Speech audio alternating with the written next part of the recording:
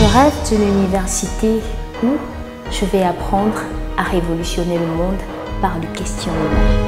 Mon idéal d'université m'offre un cadre polyvalent, propice à l'excellence. Je rêve d'une université qui m'offre plus d'ouverture sur le monde à travers des partenariats avec des universités de renommée. Je pense à une université qui m'assure une formation en parfaite adéquation avec le monde de l'emploi en me garantissant le premier emploi. Mais pourquoi rêver de ce qui existe déjà? Piquet Focam Institute of Excellence, formant dès aujourd'hui les leaders de demain. Chez Afriland First Bank, nous croyons à la dignité de l'Africain, pour qui nous bâtissons une banque panafricaine innovatrice. Et nous intégrons nos valeurs culturelles dans notre vision du métier. Entre le client et nous, c'est une relation de confiance que nous renforçons chaque jour avec notre expertise, notre flexibilité et notre proximité. Chez Afriland First Bank, depuis plus de 25 ans, nous sommes au service du développement de l'Afrique.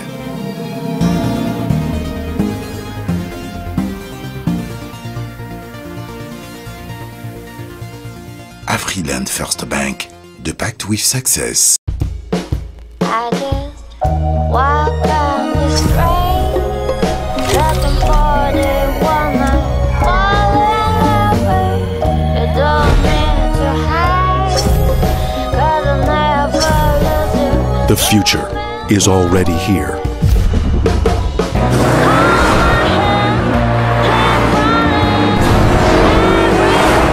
Sportage.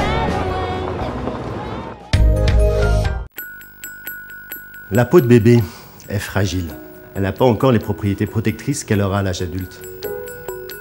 Il faut éviter d'utiliser sur sa peau des produits conçus pour nous. Des produits souvent lourdement parfumés et trop agressifs. Il faut privilégier l'utilisation de formules conçues spécialement pour la fragilité d'un tout nouvel épiderme. Pour la peau de bébé, la nature nous a donné la glycérine et l'amande douce, qui renforcent les tissus cutanés et qui forment une barrière protectrice contre les agressions extérieures. Pour que les soins que vous donnez à votre enfant soient aussi naturels que l'amour que vous avez pour lui. Moby Bébé, le meilleur de la nature pour votre bébé.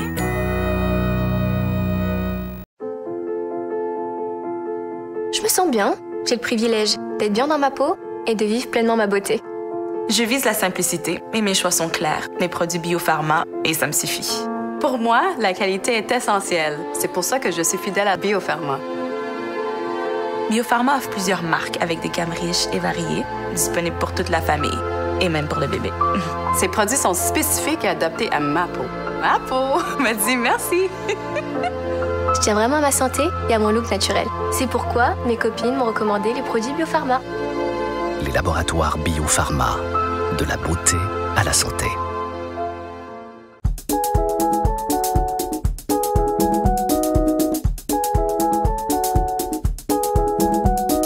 Chérie, tu assures.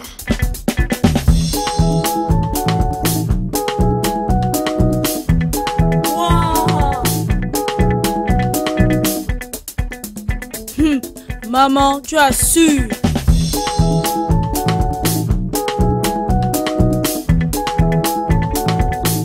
Si j'assure, c'est grâce à mon savon Azur. J'ai fait mon choix, il n'y a pas mieux. Des millions de ménages ont choisi la qualité, c'est savon Azur bien sûr. Savon Azur, la propreté dans tout son éclat. Avec Flash Transfert, vous pouvez désormais envoyer et recevoir rapidement de l'argent à des tarifs concurrentiels. Au Cameroun, grâce à ses partenaires Afriland First Bank, Instant Transfer, MC2, MUFA et en Afrique, grâce au réseau Afriland First Bank, profitez d'un réseau de plus de 200 points Flash Transfert en Afrique. Avec Flash Transfert, choisissez la qualité, la sécurité et la rapidité. Flash Transfert, connectez l'Afrique. C'est en marge de la 4e conférence internationale pour la science et la technologie, organisée par la Piquet Focam Institute of Excellence, que se tient cette cérémonie des Piquet Focam Awards for Science and Technology. Un événement qui récompense l'innovation et la recherche en Afrique. Ce soir sont en compétition 2 grandes catégories la meilleure recherche appliquée et innovation technologique. Et la deuxième catégorie est celle du meilleur projet d'entreprise réalisable. Les candidats ont été repérés à travers toute l'Afrique par un jury de professionnels. Ce soir, seulement 5 pour chaque catégorie seront présentés au public. Et par catégorie seront 2 grands vainqueurs. Les premiers repartiront avec un montant de 10 millions de francs CFA assorti du financement de leur business plan. Et pour les seconds, ce sera un chèque de 2 500 000 francs CFA. À noter également un exposé hors du commun du Dr Paul Fokam devant une assistance constituée de hautes personnalités, à l'instar du ministre camerounais de l'enseignement supérieur, le professeur Jacques Famdongo, invité d'honneur de cette première édition. Honorable Minister of Higher Education, Honorable Vice Prime Minister, Secretary General of the CPDM Central Committee, Honorable Members of the Government, Your Excellencies, Ambassadors, and High Commissioner, Honorable Member of the Parliament, the Senior Division, I think he's not here today, Mr. President of the Board of Trustees of the University of Excellence, dear President of the Awards Committee, dear company managers, dear visiting lecturers, dear researchers and colleagues, dear students, distinguished guests, ladies and gentlemen, I am greatly honored and very happy to wish you all a warm welcome to this campus of the P.K. Fokam Institute of Excellence on behalf of its entire staff on the occasion of the first edition of the P.K. Fokam Awards for Science and Technology. Je voudrais tout d'abord saluer et remercier Monsieur le ministre de l'Enseignement supérieur, Son Excellence Professeur Jacques Famdongo, pour la marque d'estime et de confiance qu'il nous a accordée en acceptant de venir ici cet après-midi, malgré son calendrier extrêmement chargé, comme vous le savez, présider lui-même cet important événement. Nous lui exprimons notre sincère gratitude pour l'intérêt qu'il accorde à notre institution, d'une part, et pour l'accompagnement que son département ministériel ne cesse de nous prodiguer, d'autre part, à travers ses missions d'évaluation. Celle-ci constitue pour nous une voie tracée pour la suite. Le ministre de l'Emploi et de la Formation professionnelle, Son Excellence Zachary Perevet, nous fait l'honneur, une fois encore, de bien vouloir prendre part à cette cérémonie. Je l'en remercie très grandement. Créé en février 2007 par arrêté ministériel conformément aux dispositions réglementaires en matière de création et de fonctionnement des institutions privées d'enseignement supérieur dans notre pays, P.K. Fokam Institute of Excellence ouvre ses portes le 3 septembre 2007. Nous sommes donc aujourd'hui dans l'année du 10e anniversaire de l'Institut. Et nous pourrons dire 10 ans déjà.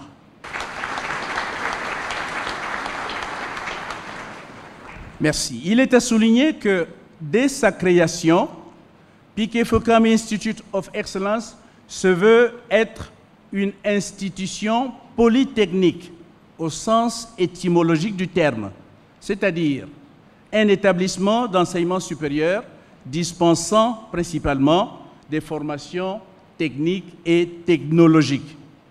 C'est ainsi que des partenariats ont été signés avec des entreprises locales et des institutions universitaires aux États-Unis d'Amérique et en Chine.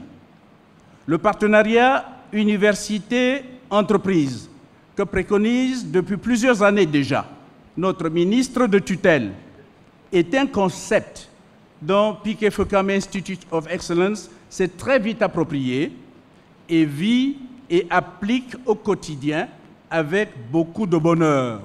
Et il faut dire qu'aucun de nos diplômés n'est au chômage à ce jour. Nos filières d'enseignement sont réparties sur 2 facultés principales, et la langue d'enseignement est l'anglais, uniquement. Il s'agit de la Faculty of Science and Technology et de la Faculty of Economics and Management. Honorable guests, ladies and gentlemen, it is to say that the Faculty of Science and Technology offers courses in the fields of electrical engineering technology, telecommunication engineering technology, computer science and information technology at the undergraduate levels. The Department of Mechanical Engineering Technology is ready to open next August 2017, next month, in 2 months. The Faculty of Economics and Management runs undergraduate courses in economics and management and professional MBA program. Our undergraduate students study for 3 years, freshman year, sophomore year, and junior year on this campus, and are then transferred to a partner university, either in the United States of America, or in China for their senior year of study. Our partner universities are namely the Kennesaw State University, through the merger with the former Southern Polytechnic State University, both in Georgia. The State University of New York at Canton, SUNY Canton, and then the North China University of Technology and CUT in Beijing, in China. Mesdames et messieurs, distingués invités, à l'issue de leur formation, il est délivré à nos étudiants le Bachelor Degree ou le MBA de l'université partenaire. Le cheminement est tout tracé et progressif vers la délivrance des diplômes camerounais dans le cadre du principe de la double diplomation. Les Piquet Focam Awards for Science and Technology, qui ont été créés l'an passé et qui nous réunissent ce jour, viennent ainsi s'ajouter aux Piquet Focam Excellence Awards, qui, quant à eux, priment les élèves des filières scientifiques à la fin de leur cycle secondaire au lycée, avec souvent l'octroi de bourses d'études supérieures aux candidats les plus brillants, grâce à la commission de bourse, la Piquet Focam Scholarship Board, qui œuvre avec les entreprises partenaires pour le bonheur de nos étudiants. Ces offres de bourse ont été étendues au sous-continent africain, car à ce jour, notre campus accueille des étudiants tchadiens, équato-guinéens, congolais, guinéens, maliens, burkinabés, pour ne citer que ceux-là. Your Excellencies, ladies and gentlemen, that is to say that the Piquet Focam Institute of Excellence in brief, and I am not going to trouble you with statistics. However, there is a single truth. As of date, no graduate of this study is unemployed. Our driving force is partnership for the development of Cameroonian and African youth. Allow me now to end this address with the expression of my heartfelt thanks to our partners, our company managers who are here. I am not going to name them. There are so many indeed, and I might forget some of them. My sincere thanks also go to my local colleagues who have harmoniously worked out our teaching program in order to meet the high demanding standard of our partners and match the need of our local job market. Distingués invités, mesdames et messieurs, l'Institut de l'excellence, comme vous pouvez le constater, est en mouvement, car nous avons encore beaucoup à offrir. Thank you for your kind attention.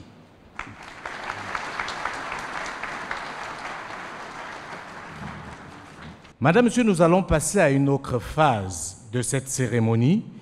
Cette phase-là, elle est davantage intellectuelle. Nous allons avoir un moment d'échange avec le fondateur de cette université, Nous aurons, après cette présentation, comme déjà signalé, le discours du ministre de l'Enseignement supérieur. Et ce discours viendra clôturer la première phase de cette cérémonie et nous permettra d'entrer dans la seconde phase. Cette seconde phase sera justement consacrée aux awards. Et cette phase sera ouverte par un mot du président du jury, M. Francis Nana, et nous procéderons par la suite à la remise des prix. Vous me permettrez de donner la parole au Dr Paul Fokam pour son keynote address. Monsieur le ministre de l'Enseignement supérieur, professeur Famedongo, merci d'être là. Merci d'avoir fait l'honneur pour cette institution qui est la vôtre. Je me rappelle, c'est vous qui avez mis tout en œuvre pour me rappeler qu'il faut que je vienne pour accélérer la mise en place de cette institution. C'est rare pour les ministres de l'Enseignement supérieur. C'est rare même pour le Cameroun. Et ceci mérite d'être souligné.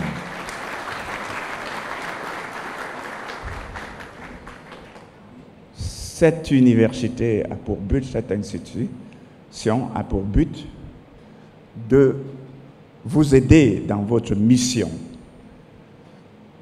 impulsée par le chef de l'État, de promouvoir l'enseignement supérieur, de promouvoir un niveau d'enseignement supérieur digne de ce nom, capable de rivaliser toutes les autres institutions du monde. Et je vous en remercie et vous en félicite.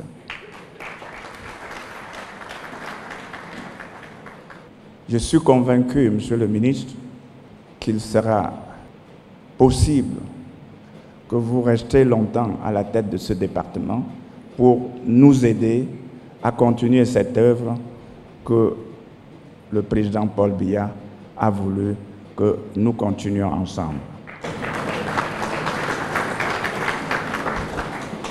Monsieur le vice-premier ministre, secrétaire général de RDPC, messieurs les ministres, monsieur et madame les membres du corps diplomatique, messieurs les chefs d'entreprise, capitaines d'industrie au Cameroun et en Afrique, merci d'être là. Merci de soutenir cette institution. Merci d'être toujours à nos côtés. Je ne saurais dire combien de fois je suis heureux de participer avec vous à cette aventure. Je voudrais surtout remercier les ONG, les institutions internationales, les fondations qui ont voulu donner la bourse à des étudiants de cette institution. Une fois de plus, merci. Sur ce, je ne voudrais pas beaucoup prendre le temps pour ce remerciement. Je voudrais descendre pour me mettre plus à l'aise afin de donner ce qu'on a appelé le keynote address. Merci.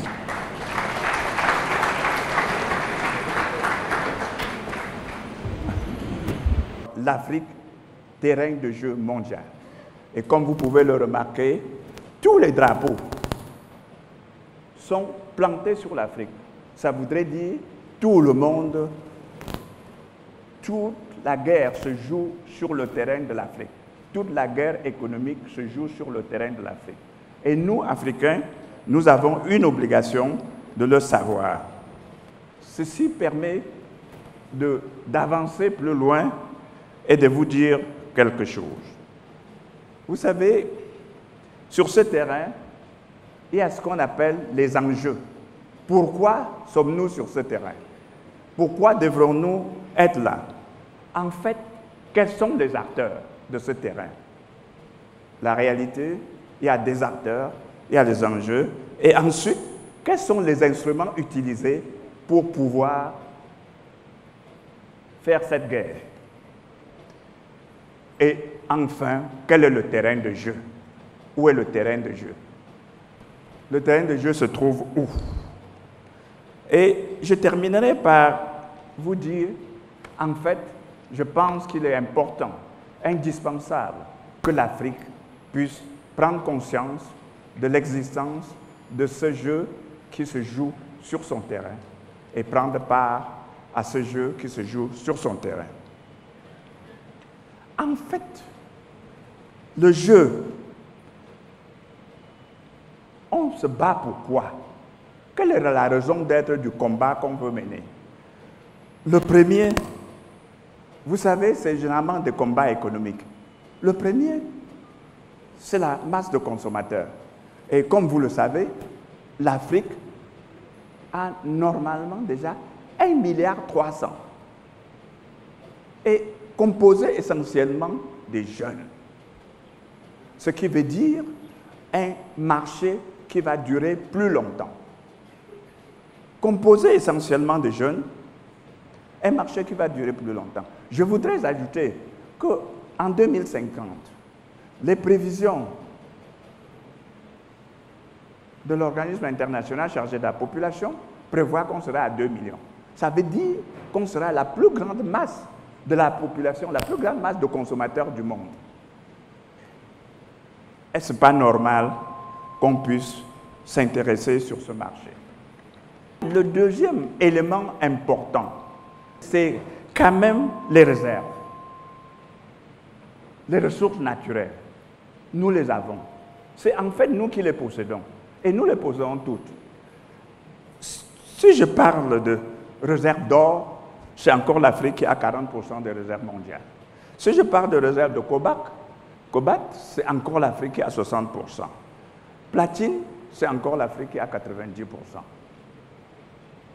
Et si je veux continuer, je voudrais vous présenter totalement la carte du monde de réserve et vous allez voir que l'essentiel se trouve en Afrique. Il est donc normal que le terrain de jeu, que le terrain de combat, parce que quand je parle de jeu, il faut comprendre combat, se trouve en Afrique. Mais il y a aussi que ce n'est pas seulement ça. Nous avons une diversité culturelle qui est l'une des meilleures diversités culturelles. Nous avons la forêt, beaucoup n'en ont pas. Nous avons la savane, nous avons le désert, nous avons les plateaux, nous avons les montagnes. Qui dit mieux? Personne. L'Afrique le dit, mais nous ignorons que nous les avons tous là. Et qu'avec ça, nous pouvons aller plus loin. Une fois j'ai planté les décors, je voudrais qu'on se mette d'accord sur une chose. En fait, que sont les acteurs? Que sont les acteurs? Ou plutôt, je voudrais me reprendre autrement. Qui est la proie? Et qui sont les prédateurs? La proie, bien entendu, c'est l'Afrique, puisque je vous l'ai présenté. Mais les prédateurs, c'est qui? En réalité, c'est toutes les grandes puissances économiques mondiales.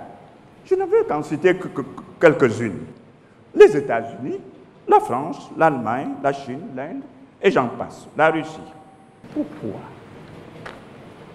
Parce qu'elles ont la puissance militaire, elles ont la puissance du savoir, elles ont la puissance technologique. Nous devrons nous rendre compte,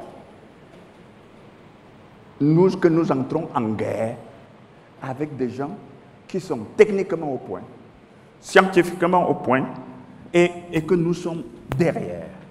Mais est-ce que ça veut dire que nous devrons fuir la guerre? Ma réponse est non, non et non. Mais quels sont les instruments qu'ils utilisent? Et ça, c'est très important. Les instruments sont tous là. Le premier instrument, c'est ce qu'on appelle la coopération internationale, avec tout ce que vous avez. Parce qu'on fait cette coopération internationale en disant « c'est pour votre bien ». Mais il faut mettre entre guillemets cette coopération, c'est ces organisations internationales, c'est l'ONU, c'est le PNUD, c'est l'UNESCO, c'est l'UNICEF, et j'en passe, parce qu'il y en a plein. Mais sachez au moins qu'ils ont un seul objectif. Transformer notre esprit.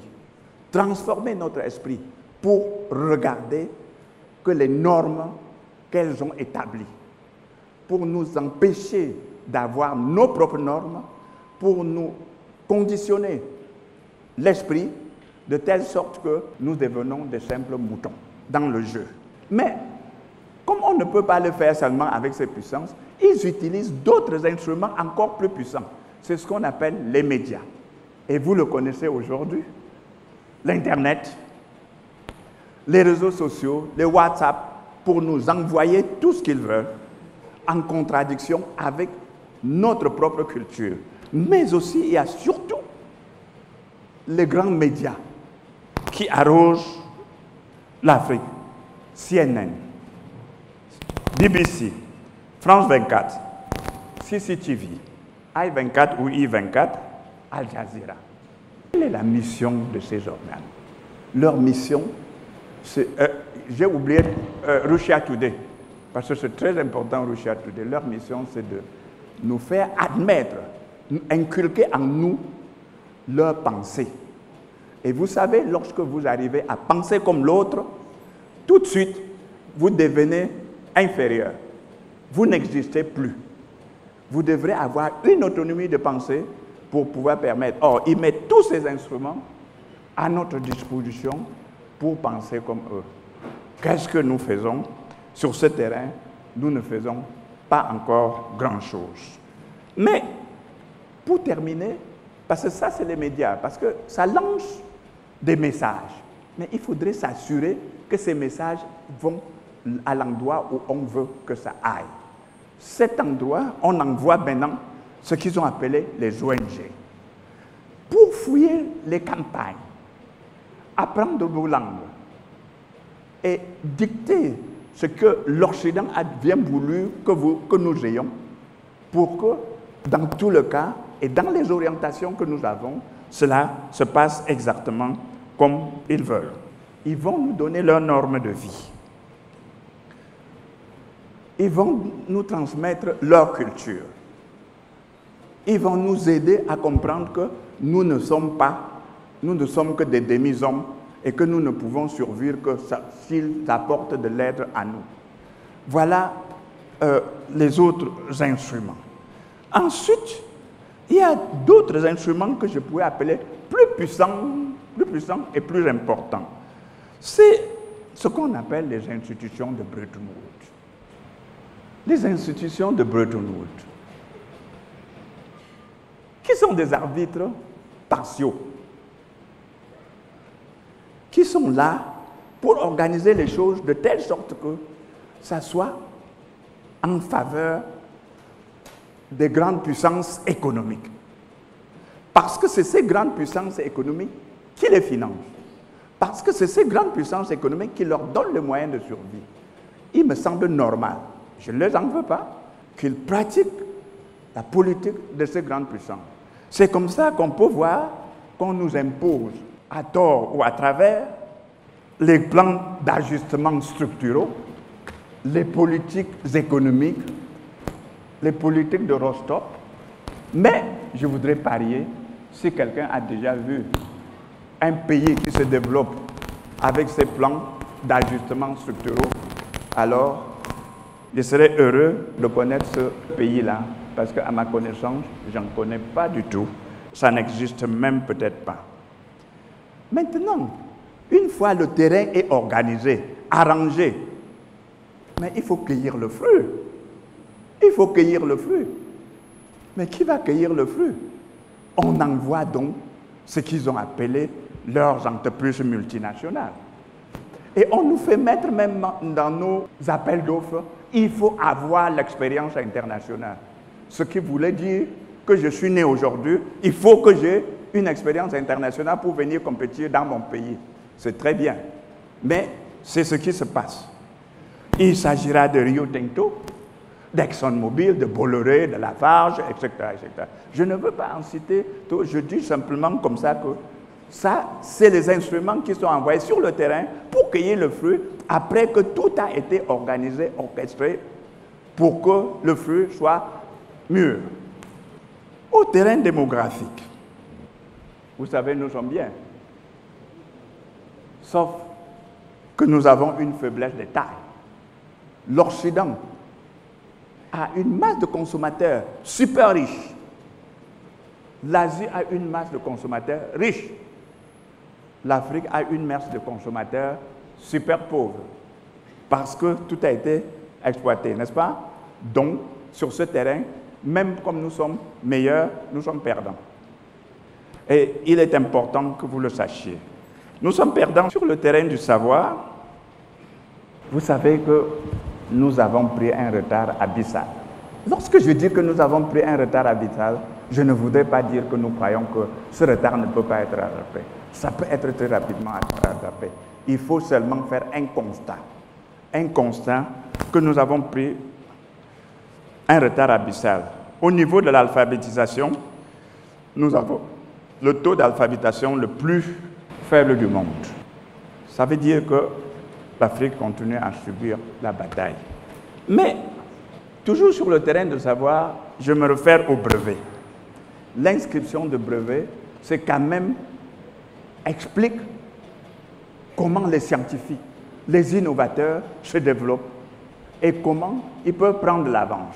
Et pour l'inscription de brevet, vous savez, vous voyez la Chine, elle est très loin devant, elle a déjà dépassé les États-Unis. 5 ans après, elle n'était pas là, donc nous avons possibilité de rattraper le retard. Les États-Unis et les autres puissances, simplement, dans cela, vous ne voyez pas l'Afrique. Pourquoi? Parce que le peu que nous faisons, c'est trop faible pour pouvoir s'unifier sur le tableau. Donc, nous perdons encore sur ce terrain.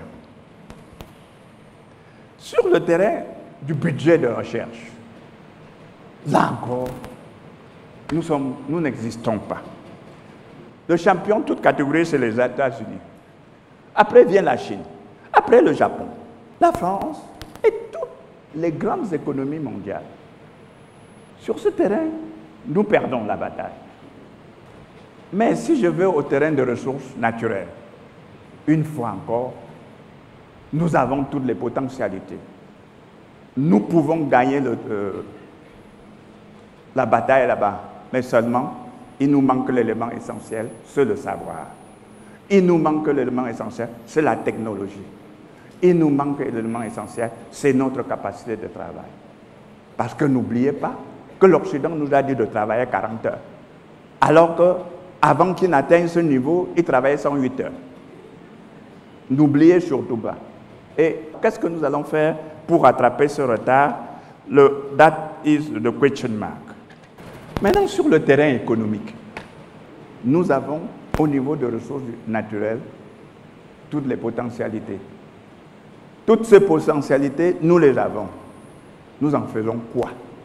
Comment nous pouvons les exploiter? Ça, parce qu'il nous manque un certain nombre de choses. Donc, encore une fois de plus, avec toutes ces capacités, nous perdons la bataille. Au niveau donc de la distribution de richesses, complètement, vous allez voir. L'Afrique, c'est ce qui est pointé en bleu au tout bas là. Pendant que tous les pays augmentent de façon exponentielle leurs revenus, leurs richesses, l'Afrique reste stable depuis 50 ans.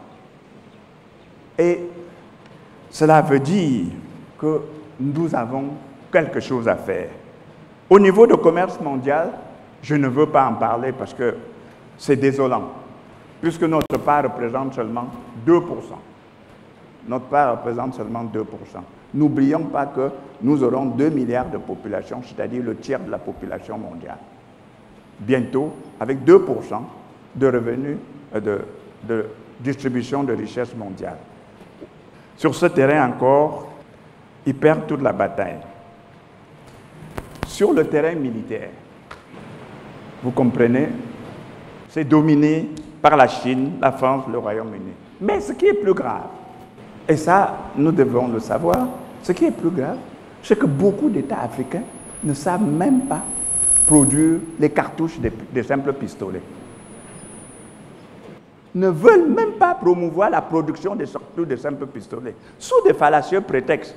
Oh non, avec ça on va faire le coup d'État. Mais seulement, la France fait faire cela par Dassault, une société privée, mais sous le contrôle permanent de l'État, ce qui ne permet pas à Dassault de faire des déviations.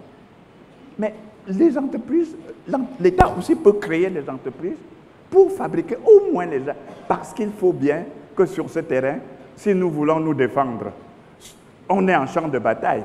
Parce que ce que je voulais vous montrer, c'est que le champ de bataille économique est un champ de bataille trop important pour qu'on le néglige. Ce champ de bataille, nous n'avons pas le droit de rester inoffensifs. Bien sûr, sur le terrain militaire, vous l'avez vu, vous l'avez observé. Et enfin, il reste un dernier terrain où nous sommes toujours. C'est le terrain de l'information. Je vous ai parlé tout à l'heure des médias, mais je voudrais venir vous parler d'autre chose. Dans les années 70, il était dit « This country is the hopeless country ». Hopeless. C'est-à-dire, c'est un continent sans espoir. Mais pourquoi on avait dit que c'est un continent sans espoir? Parce que en Europe, en Occident, on était en plein emploi. On avait besoin de la main-d'œuvre, qualifiée ou non, pour pouvoir développer cette économie. Il fallait lancer des messages pour dire ne restez pas dans un continent sans espoir, venez chez nous. Et après, dans les années 90, il y a la crise économique qui s'est vue aussi en Europe. Alors, le langage va changer. L'Afrique est un continent d'espoir. L'Afrique est un continent de demain. L'Afrique, il fait bien vivre, etc., etc. Donc, les messages sont livrés simplement en fonction des intérêts économiques des nations. Parce qu'on est en guerre, on ne peut pas leur reprocher ça. Ce que nous pouvons reprocher, c'est que nous-mêmes, on ne fait pas attention. On ne fait pas attention à ces messages et on y croit. Est-ce que ça veut dire que nous n'avons pas de médias? Oui, nous avons quelques médias panafricains et des médias à l'intérieur de notre pays, de nos différents pays en Afrique. Nous avons par exemple Vox Africa, Africa 24, Africa Number One et Africa Cable. Mais qu'est-ce qui se passe? Les capitaines d'industrie qui sont dans cette salle, ces grands entrepreneurs, quand ils vont faire leur message, ils vont où? À CNN, à TF1, etc., etc. Et après, il dit, pourquoi les chefs d'État, les leaders des États, ils font leur communication. Ils vont où? Dans ces médias. Et après, il dit, les médias africains n'ont pas d'audience. Comment voulez-vous que quelqu'un ait l'audience lorsqu'on ne lui donne pas l'information? Comment voulez-vous que quelqu'un ait l'audience lorsqu'on ne lui donne pas la priorité? Or, vous ne verrez jamais la Russie donner des messages importants en dehors de Russia Today. La France utilise TF1 24. Ce qui est pire, et vous allez pouvoir l'observer, c'est que presque dans tous les aéroports africains, je les fréquente tous les jours, on voit France 24, lorsqu'on est en zone francophone.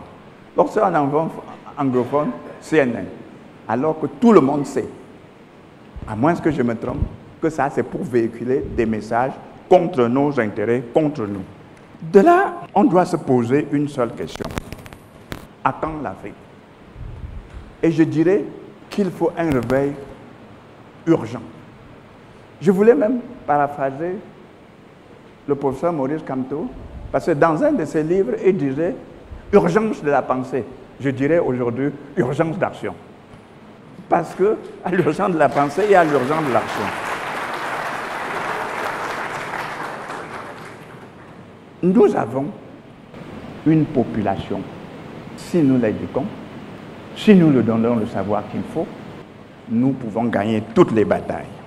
Donc, dans ces conditions, l'Afrique doit pour mon part agir sur 4 fronts. Le premier front est le front de l'éducation. Et là, encore une fois de plus, avant d'aller plus loin, je m'en vais citer le professeur Jacques Famé-Dongo. Dans son interview, il dit ceci, il faut casser le cloisonnement entre l'entreprise et l'éducation. Il faut redonner une nouvelle image à l'éducation. Et cette fois-ci, il cite le chef de l'État. Il faut transformer notre système éducatif en un système productif. Mais c'est quoi transformer notre système éducatif en système productif? J'ai quelques mots à vous dire. Je crois qu'il faut une éducation du savoir, du savoir-faire et du savoir-être citoyen. S'il y a une éducation du savoir-faire et du savoir-être citoyen, nous allons pouvoir créer les conditions optimales pour pouvoir arriver à notre développement. Pour cela, c'est quelle éducation? Il faudra tout de suite abandonner l'éducation de récitation que nous avons héritée de la colonisation pour adopter l'éducation moderne qui est l'éducation du questionnement. Et pour cela, il faut prendre le questionnement depuis le très bas âge, c'est-à-dire depuis avant l'âge de 7 ans. Et je voudrais vous citer la théorie des jésuites. Ils disent, en général, si vous voulez que je fabrique un chrétien pour la vie, donnez-le-moi avant l'âge de 7 ans. Parce que c'est à ce moment, et à ce moment précis, qu'effectivement, il lui donne toute la manière de penser. Nous avons un devoir. Vous savez, nos universités africaines, globalement, ne figurent pas dans les 100 premières. Et même dans les 500 premières, nos universités, il y en a 4. 3 en Afrique du Sud, 1 en Égypte. C'est dire, nous avons un travail et nous devrons pouvoir le faire. Le défi technologique. Ce défi, il s'agit en définitive, comme le ministre Famé Ndongo a dit plusieurs fois dans ce discours, il faut développer l'enseignement technique, l'enseignement scientifique, l'ingénierie, pour donner une masse suffisante à l'économie pour lui permettre de se propulser. Il faut, j'en dis, augmenter le budget de la recherche. Sur le plan économique, il faut que nous exploitons intelligemment nos richesses. Et nous pouvons le faire. Et je le disais dans une de mes publications, quelle Afrique en 2050? Et je le décrivais, je voudrais bien encore une fois décrire avec vous. Il faut que nous exploitions de façon intelligente. C'est quoi exploiter de façon intelligente? Nous savons que les autres ont le savoir.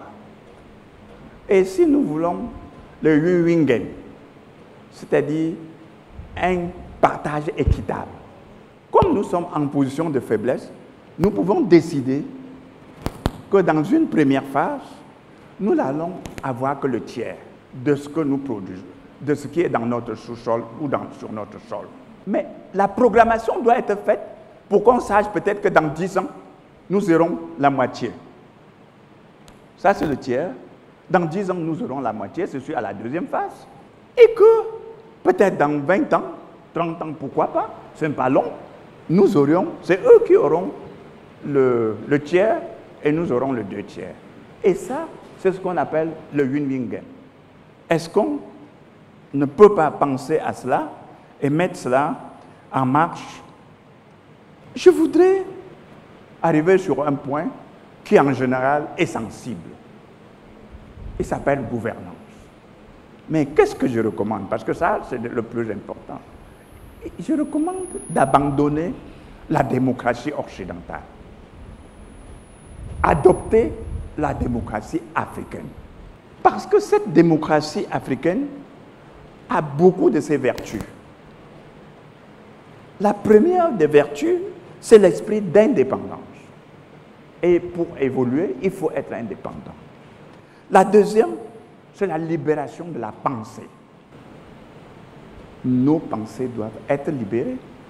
Et la troisième, la consultation et le respect du peuple. C'est ce qui existait chez nous. Et cela me fait tellement plaisir que juste dernièrement, il y a moins de 2 semaines, quand je lisais un journal, Mutation, j'ai retenu une chose de l'ambassadeur Claude Altenmat de la Suisse. Il dit, et il a soutenu l'idée que la démocratie africaine est la meilleure au monde et que l'Afrique n'a pas besoin de rechercher des modèles de démocratie ailleurs. Parce que chez nous, c'est ça qu'on applique. Chez nous, on est bien avec cette démocratie.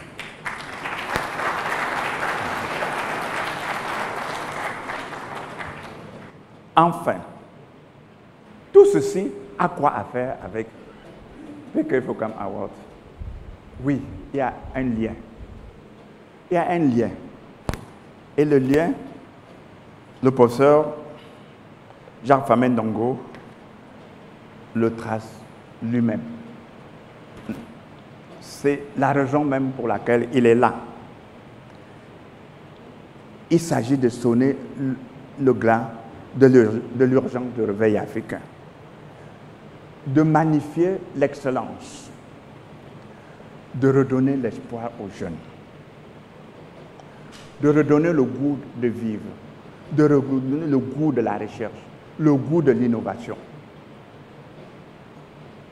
Et si tout cela, la recherche, l'innovation, le travail, et cela est compris, alors nous avons des chances de gagner nos batailles. Mais pour y arriver, j'ai un problème.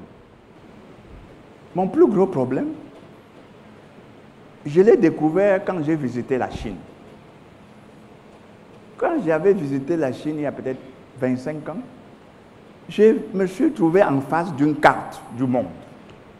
Et on me dit, ça c'est la carte du monde. Et ça n'avait rien à voir avec la carte que j'ai toujours vue et qu'on m'a toujours enseignée. Je me suis posé, et la Chine était au milieu. Et je me suis posé la question, c'est quoi? Je rentre, je retrouve cette carte. C'est celle qu'on m'enseigne. Sauf qu'il y a deux détails. Le premier, c'est que l'Europe est assise sur l'Afrique. Ce qui veut dire qu'elle est dans la situation de domination. C'est une carte fabriquée par l'Europe. Elle le fait exprès parce qu'elle a une vision. Qu'est-ce que je fais pour dominer l'Afrique? Elle est assise sur l'Afrique. Et l'Afrique même, qui est ici un peu au centre du monde, personne, aucun Africain ne se rend compte qu'il est au centre du monde. Mais j'ai pensé que cette carte, pour moi, en tant que chercheur, n'est pas bonne. Et que l'Afrique doit refaire sa propre carte avec sa propre vision. Et pour refaire sa propre carte avec sa propre vision, j'ai élaboré pour vous une autre carte de l'Afrique que je recommande.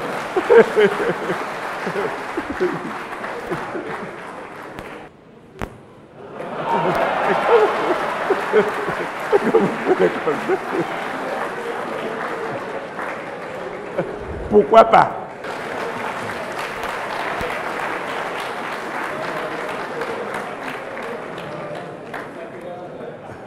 Monsieur le ministre, messieurs les membres du gouvernement, je ne veux pas vous tenir très longtemps.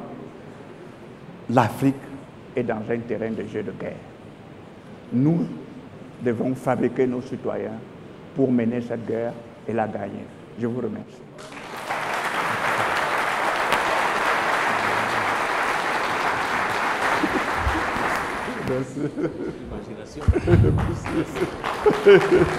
Merci. Je vous invite à faire une stand ovation parce que je pense que c'est mérité. Nous sommes là aussi pour célébrer l'excellence.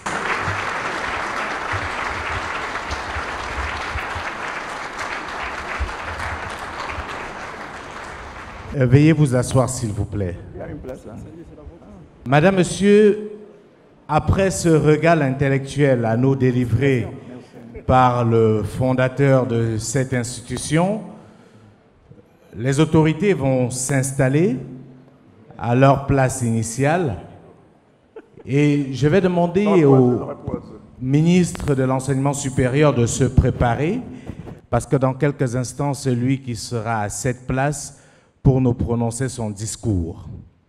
J'ai envie de dire, que peut-on dire après ce que l'on a écouté du docteur Paul FOCAM tout à l'heure?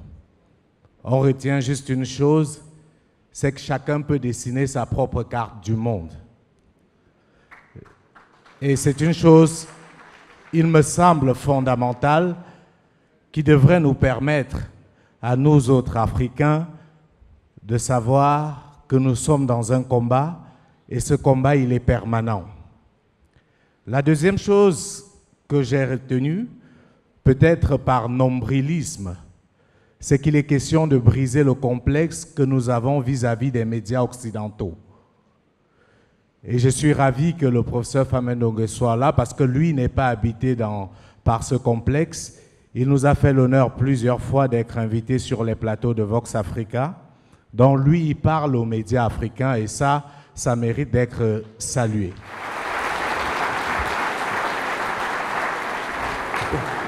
À présent, Madame, Monsieur, avec vos permissions, je vais inviter ici pour son discours le ministre de l'Enseignement supérieur, chancelier des ordres académiques, le professeur Jacques Famendongo. Monsieur le ministre de l'Enseignement supérieur, s'il vous plaît.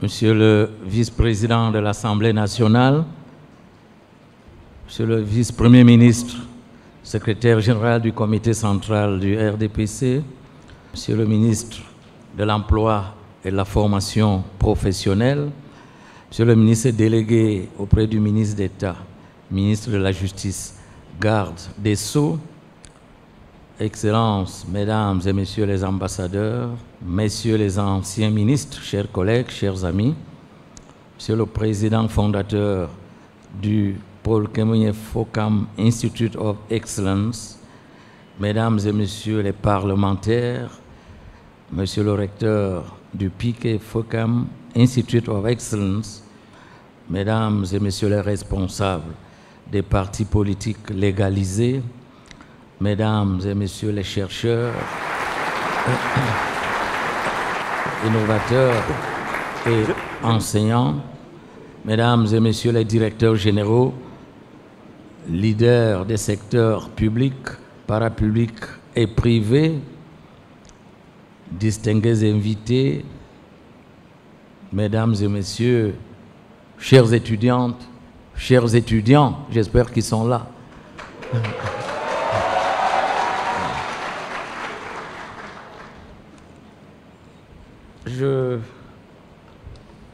Je voudrais dire,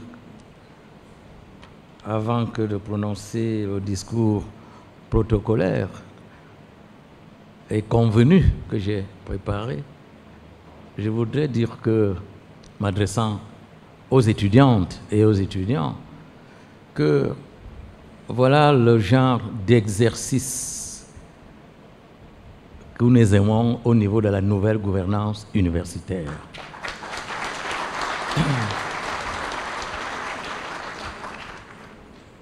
Le docteur Paul Kemoye Fokam vient de nous délivrer une leçon, non pas une leçon de routine, une leçon convenue, une leçon fossilisée, mais une leçon innovante, pleine d'imagination créatrice, d'inventivité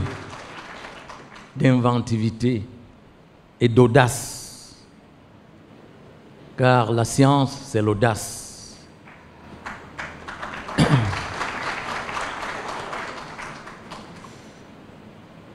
Sinon, Einstein se serait contenté de ce que Newton avait trouvé. Il faut toujours innover. L'exemple de la carte peut sembler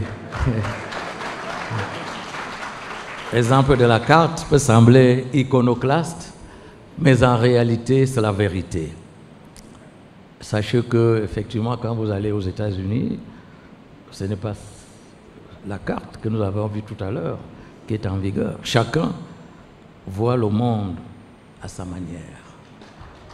Le génie africain qui est de retour, comme j'aime à le dire, c'est aussi cette nouvelle façon de voir le monde, cette nouvelle façon de créer, d'imaginer, d'inventer et de scruter l'avenir, un avenir qui n'est jamais acquis d'avance.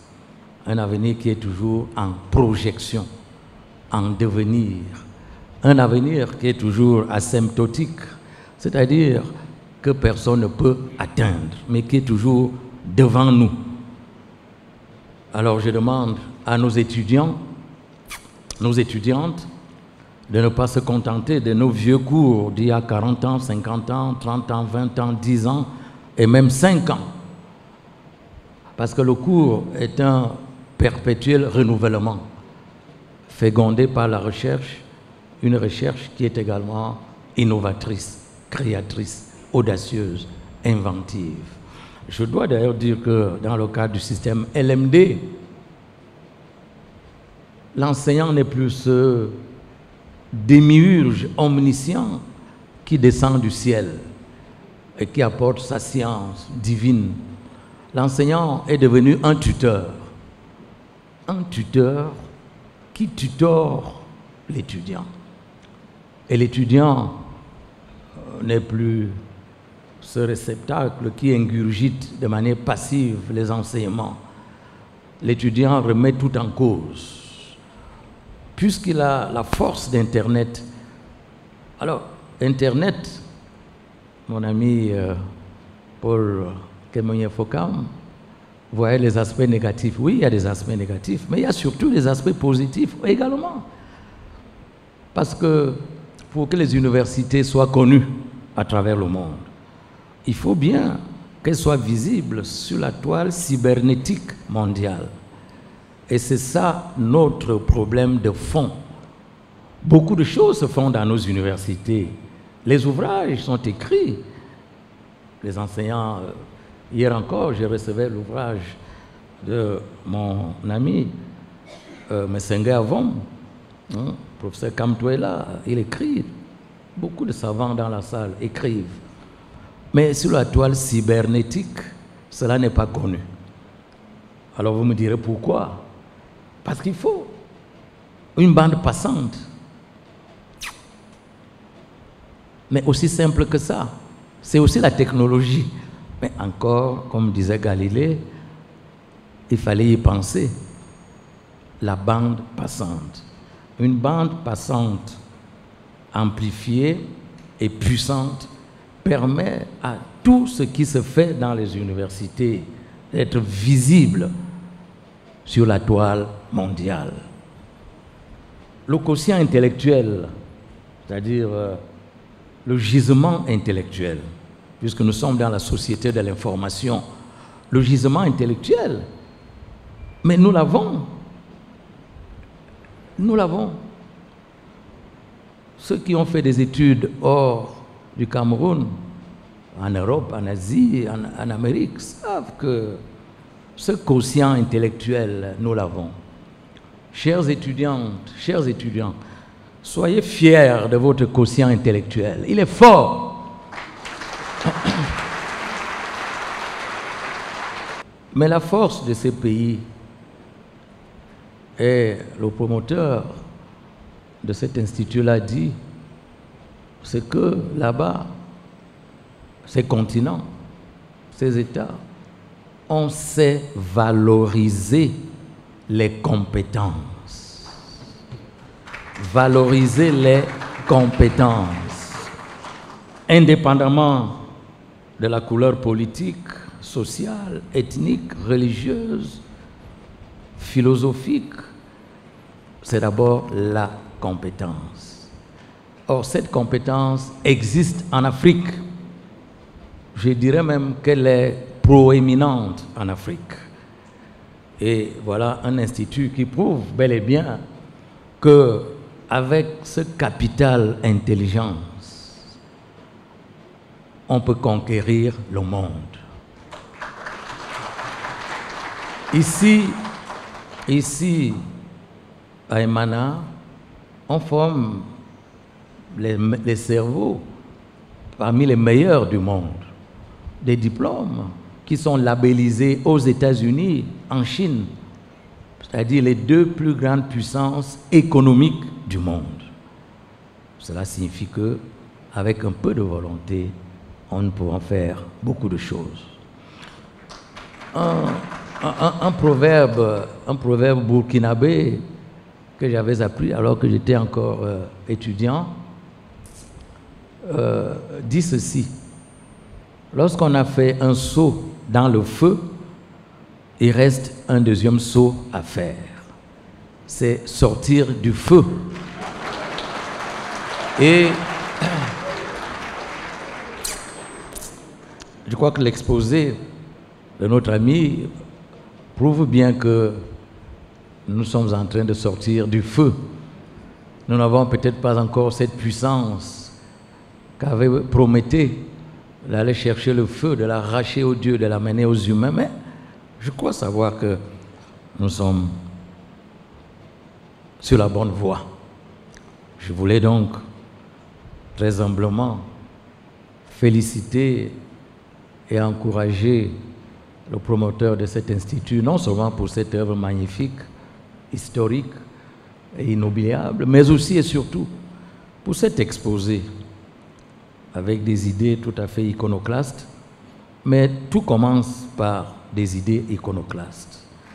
Quand on disait, tout le monde croyait que c'est le soleil qui tournait autour de la terre. C'était acquis, c'était comme ça, avec les Ptolémées, et ainsi de suite. Mais lorsqu'il a fallu savoir que c'est plutôt le contraire, d'aucuns ont été tués.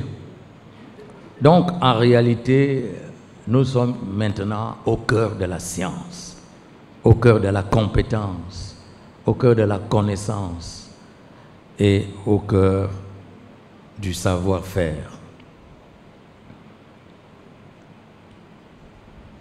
Mesdames et messieurs, chères étudiantes, chers étudiants, vous qui êtes l'avenir du Cameroun, voire de l'Afrique et pourquoi pas du monde, il me fait particulièrement plaisir de présider ce jour dans ce magnifique amphithéâtre du Piki Fokam Institute of Excellence, la toute première cérémonie solennelle de remise des prix aux lauréats des Piki Fokam Awards pour la science et la technologie. Mon plaisir est d'autant plus ineffable que la richesse du parterre de hautes personnalités des cercles politiques, diplomatiques, académiques, scientifiques et professionnels dont je salue la présence en ces lieux atteste, si besoin en était, de l'universalité de l'événement qui nous réunit fort opportunément dans cette auguste institution universitaire. Auguste institution qui fait la fierté de notre cher et beau pays et contribue de manière décisive à son rayonnement scientifique international. Monsieur le Président fondateur du Paul Kemoye Fokam Institute of Excellence, de prime abord, je voudrais vous exprimer la profonde gratitude du ministère de l'Enseignement supérieur, d'une part, pour vos propos réconfortants, innovants, et j'ai dit audacieux et iconoclastes, et d'autre part, pour tous les efforts que vous ne cessez de déployer avec détermination, perspicacité, pour assurer l'efficacité et l'efficience de l'Institut dont vous êtes le digne promoteur.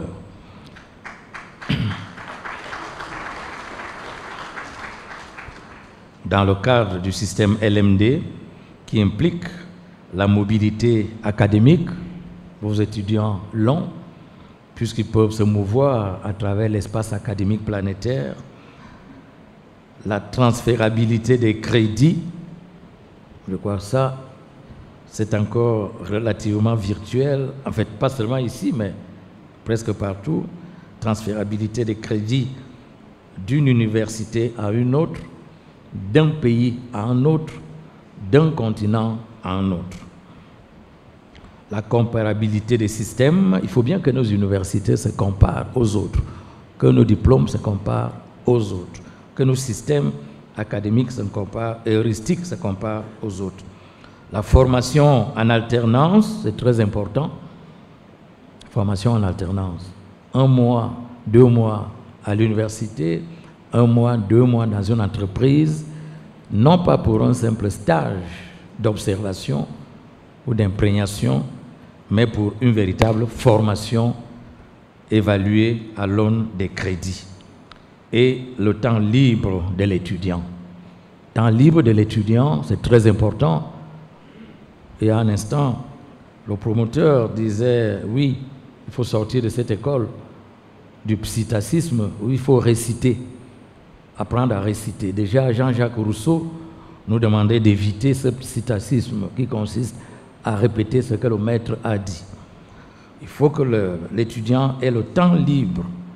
C'est prescrit par le système LMD. Donc, les enseignants doivent laisser du temps aux étudiants, les tuteurs doivent laisser du temps aux apprenants pour qu'ils puissent se déployer dans la plénitude de leur intelligence et de leur imagination. Mais ce déploiement doit être évalué à l'aune d'un cahier de charges, à l'aune des crédits. Ce faisant,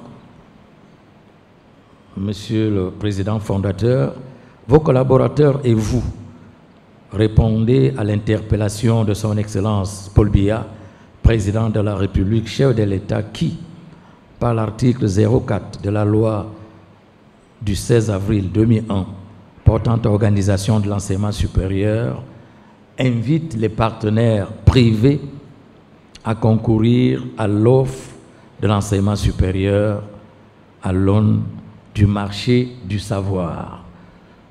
Et à un instant, le promoteur nous parlait du marché. Marché des armes, marché de l'économie, marché des gisements naturels, ainsi de suite.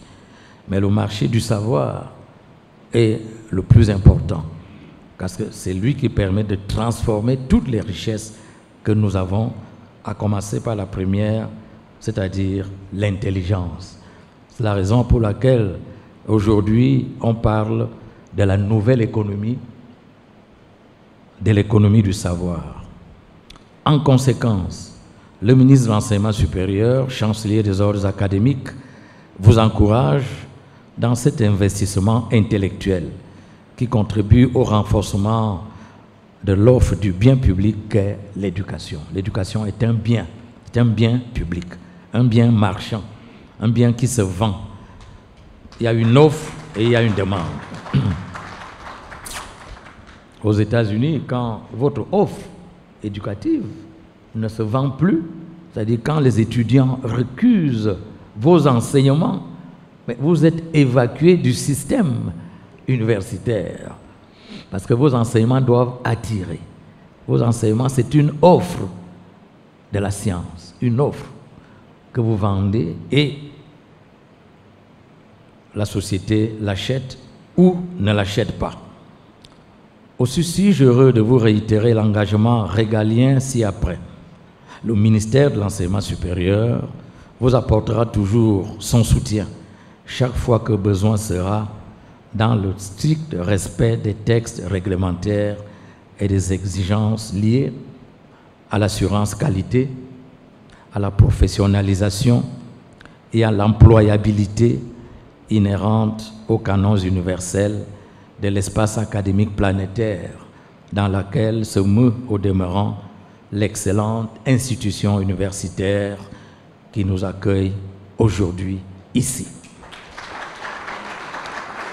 Excellences, Mesdames et Messieurs, les Piquet Focam Awards for Science and Technology peuvent, à juste titre, être considérés comme un produit de la nouvelle gouvernance universitaire que conduit son Excellence, Monsieur le Président de la République, chef de l'État, notamment dans ses dimensions gouvernance managériale, gouvernance académique, gouvernance heuristique et gouvernance sociale.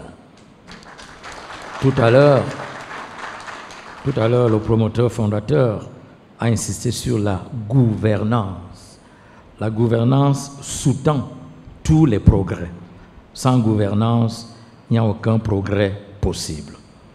En effet, dans la nomenclature des dimensions de la nouvelle gouvernance universitaire, La gouvernance managériale consiste par essence à savoir déléguer des responsabilités aux collaborateurs à différents niveaux hiérarchiques, puis à contrôler et à coordonner les activités. Elle suppose donc une répartition efficace des ressources humaines effectivement affectées aux projets, activités et tâches selon les compétences avérées. Je crois savoir que ici, cette gouvernance issue de la division du travail fonctionne merveilleusement.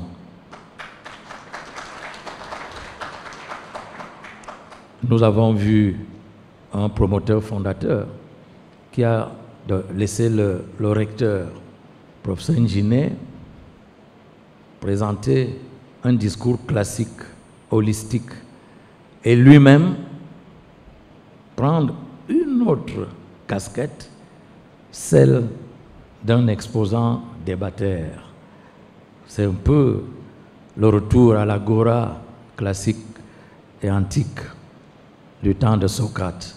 Et nous avons bien apprécié cet exercice.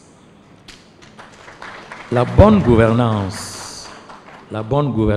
heuristique, c'est-à-dire la recherche, est entendue comme celle qui promeut le développement d'une recherche appliquée à la résolution des problèmes liés à la société dans laquelle elle baigne.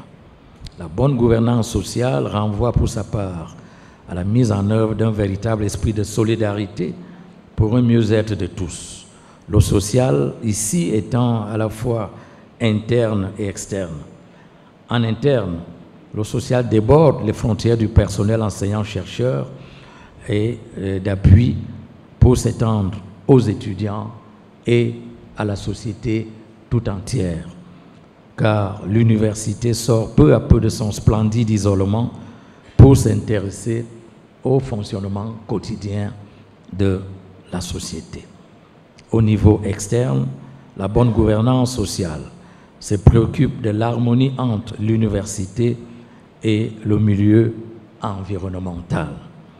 Il va sans dire, certes, mais il va encore mieux en le disant, que cette cérémonie de remise des awards est efficiente, du fait que le capitaine d'industrie, qu'est le docteur Paul Kamounié-Fokam, a su mettre en place une bonne gouvernance managériale qui a soutenu l'ensemble des activités ayant conduit à cette excellence académique, une bonne gouvernance heuristique, la recherche, qui a favorisé la recherche appliquée qu'elle nous offre de célébrer, et une bonne gouvernance sociale qui a orienté l'ensemble vers le bien-être collectif, ici particulièrement considéré par le prix spécial décerné au frère docteur Godfrey Nzamudjo, dont le modèle Sonrai illustre bien que le génie africain est de retour. Ce prisme me permet de souligner que la présente cérémonie participe des mutations positives qui contribuent à la transformation radicale de notre système d'enseignement supérieur, prescrite en 2008 par son Excellence Paul Biya, président de la République, chef de l'État.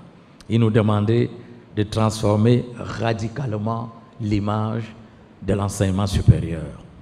Pour cette raison, à Monsieur le docteur Paul Kamounié-Fokam, je voudrais solennellement présenter les très chaleureux encouragements et les vives félicitations du chancelier des ordres académiques en lui exprimant ma triple satisfaction.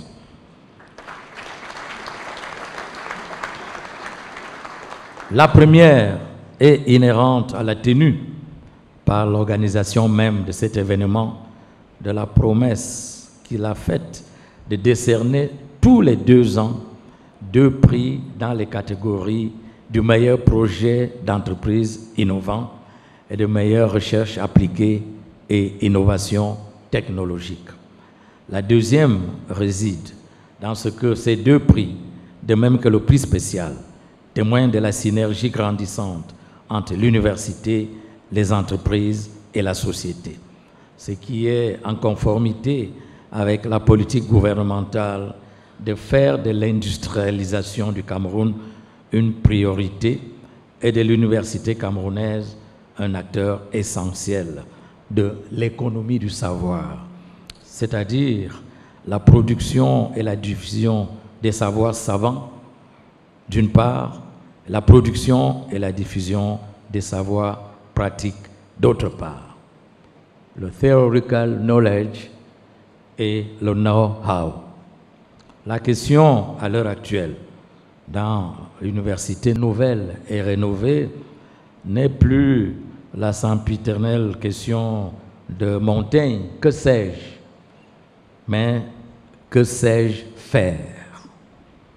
Quand on se rend au village chez la grand-maman, la grand-mère, elle ne vous demande pas de réciter Kant, Socrate, Einstein, Platon ou Spinoza. Elle vous demande toute la science que tu as accumulée chez les Blancs ou chez les néo-blancs que nous sommes. Excusez cette innovation, ce néologisme. Alors, toute cette science que tu as accumulée, à quoi me sert-elle?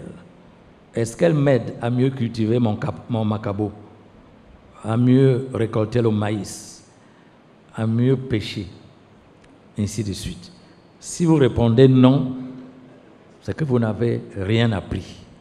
Voilà le nouveau paradigme de la connaissance. C'est d'ailleurs dans cette optique de formation, recherche, développement et création d'entreprises et d'emplois que le ministère de l'Enseignement supérieur organise régulièrement des forats universités-entreprises. En effet, parce que l'université possède la science qui permet à l'entreprise de résoudre ses problèmes de croissance et d'emploi, alors que l'entreprise dispose des moyens pour permettre à l'université de mener une recherche appliquée visant la satisfaction des besoins de l'entreprise au sens large, entreprises du secteur primaire, du secteur secondaire, du secteur tertiaire et même, nous disent les économistes, du secteur quaternaire qui est nouveau et partant de la nation tout entière. Le fonctionnement en synergie s'impose littéralement à ces deux acteurs, université, entreprise. Ma troisième satisfaction trouve sa source dans le rayonnement que la présente cérémonie confère au système d'enseignement supérieur de notre cher et beau pays, le Cameroun, aussi bien à l'échelle nationale qu'à l'échelon international. À l'échelle nationale, l'ouverture de la compétition aux non-universitaires permet à l'université de bien signaler que ses portes sont désormais ouvertes à toutes les innovations, en vue éventuellement de leur maturation après l'incubation. À l'échelle internationale, la non-limitation de la compétition au sol camerounais témoigne du leadership que le système d'enseignement supérieur du Cameroun assume en Afrique.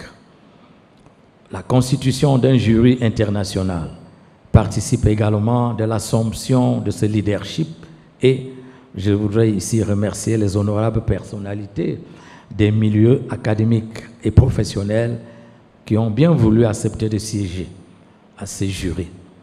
En décernant les prix d'excellence académique chaque année, depuis 2010, à 100 000 étudiants des universités publiques et privées, je dis bien chaque année, le chef de l'État, son Excellence Paul Biya, est dans cette mouvance de la stimulation de la créativité et de l'innovation. Et récemment, à Bamenda, le chef de l'État a octroyé une dotation spéciale de 25 millions de francs CFA lors des Jeux universitaires pour récompenser les étudiants qui s'étaient illustrés dans le génie de la créativité, de l'innovation et de l'entrepreneuriat. Je suis heureux qu'ici, à Emana, on soit dans la même mouvance, dans la même problématique, dans le même paradigme. Très chers lauréats de cette première édition Paul Kemonie Fokam Awards of Science and Technology, je vous adresse mes vives félicitations et vous invite solennellement à œuvrer perpétuellement à l'entretien de cette flamme du progrès et de l'émergence scientifique, technologique et académique. En effet, en remportant ces prix, vous avez franchi une étape capitale dans le processus de l'acquisition des compétences. La société attend de vous que vos projets soient, dans les plus brefs délais, source de richesses supplémentaires pour le Cameroun et l'Afrique, à l'image du projet Sonrail, qui reçoit en même temps que vous le prix spécial. Cher docteur Paul Kemonie Fokam, de capitaine d'industrie, vous êtes progressivement en train d'acquérir un titre supplémentaire, celui de mécène des sciences et des technologies.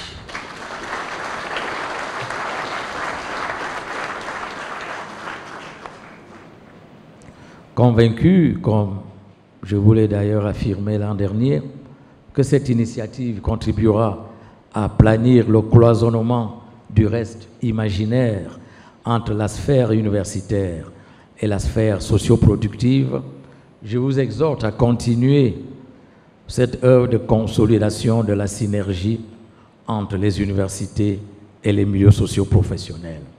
Aussi voudrais-je, une fois de plus, saisir l'occasion de cette cérémonie pour renouveler l'engagement du ministère de l'Enseignement supérieur à vous apporter tout son soutien dans cet exaltant processus de conquête prométhéenne de la compétence et de l'imaginaire technologique et scientifique.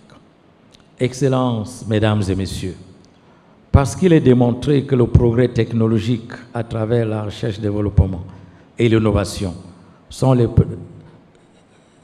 est un vecteur principal de la croissance endogène et donc de la croissance auto-entretenue, il est évident que les initiatives comme celles qui nous réunissent ici déterminent l'émergence et l'avenir de nos pays. En conséquence, emboîtant le pas à toutes les entreprises et organisations qui l'ont soutenu et auxquelles j'adresse mes sincères encouragements, j'exhorte chacun ici présent à soutenir cette initiative du P.K. Fokam Awards for Science and Technology. Long live P.K. Fokam Awards for Science and Technology. Long live P.K. Fokam Institute of Excellence. Long live the Ministry of Higher Education. Long live His Excellency Paul Biya, President of the Republic, Head of State, Apostle of the new governance policy. Long live Cameroon, our beloved country. Thank you for your kind attention.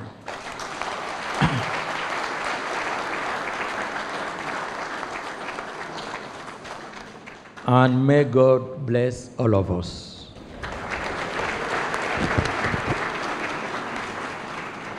Je vous demande, Madame, Monsieur, d'applaudir une fois de plus le chancelier des ordres académiques, ministre de l'Enseignement supérieur, le professeur Jacques Famin-Ndongo. Je pense qu'aujourd'hui, il vient de créer un nouveau type de leçon à l'université.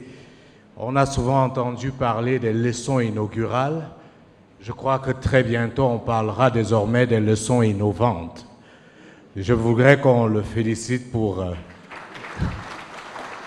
cette trouvaille.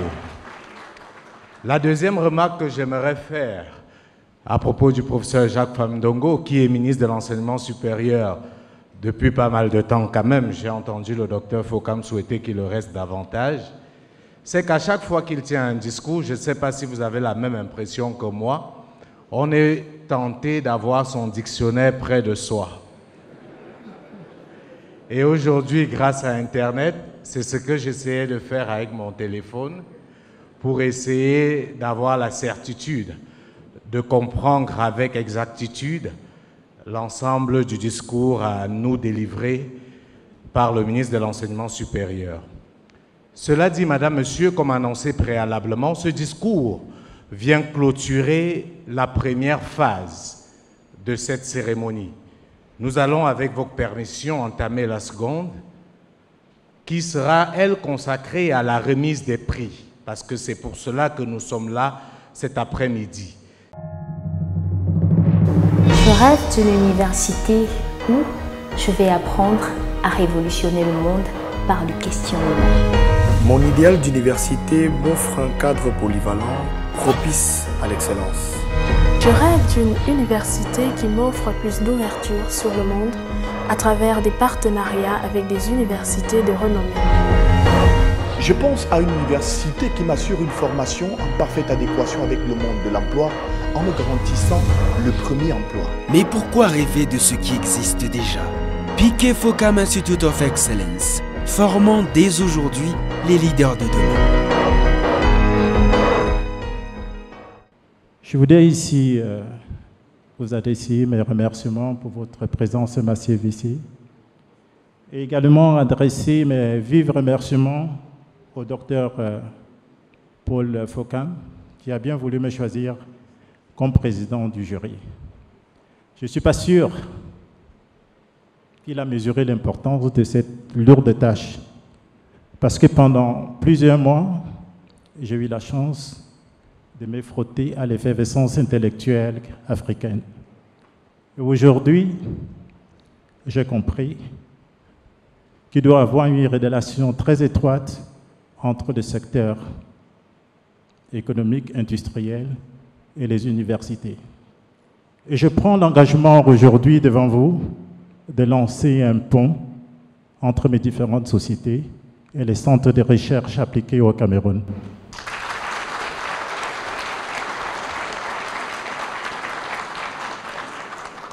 Pourquoi? Parce que nous avons, durant toute cette période, compris l'intérêt qu'on pouvait tirer d'une relation étroite entre les universités et le monde de l'industrie et le monde économique. Je voudrais ici également adresser mes remerciements à tous les membres de l'organisation, adresser également mes remerciements aux membres du jury que je m'en vais vous présenter. C'est un membre composé d'éminents professeurs, de chercheurs et docteurs qui viennent exclusivement de l'Afrique. Je m'en vais vous présenter le professeur Brando Okolo. Il est nigérian et je voudrais vraiment que vous lui adressiez des vives acclamations.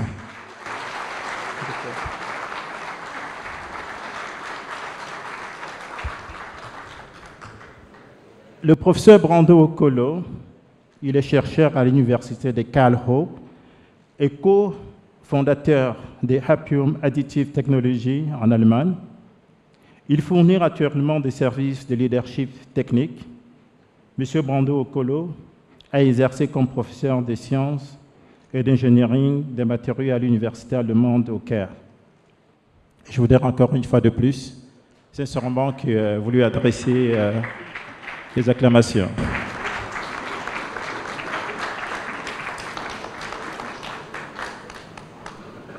Comme membre du jury, nous avons le docteur Kabore Issoufou, qui vient du Burkina Faso. Docteur.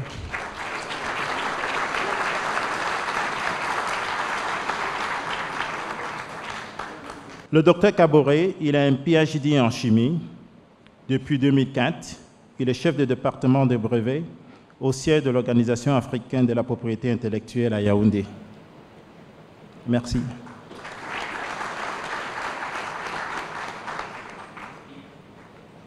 Dans ce comité de jury, nous avons le docteur Konjok.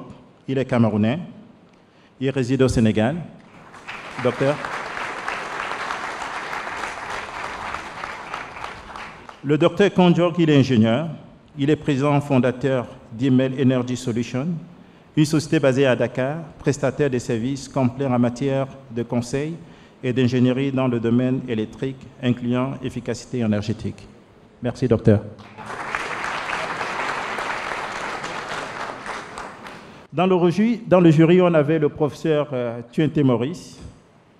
Il est principal research investigateur, expert internationalement reconnu en algorithmes parallèles, théorie des automates cellulaires et extraction des réseaux sociaux. Actuellement, il est pro-chancellor à l'Université de Buea au Cameroun. Le professeur Tuente, il est professeur d'informatique à l'Université de Yaoundé 1, membre du groupe d'experts de haut niveau de l'Université panafricaine, président du comité scientifique de l'IRIMA, et actuellement, je pense qu'on peut accorder des acclamations au professeur Tuente. Et dans l'équipe, la seule femme, elle vient de l'Afrique du Sud, c'est le professeur Gerda Fouch.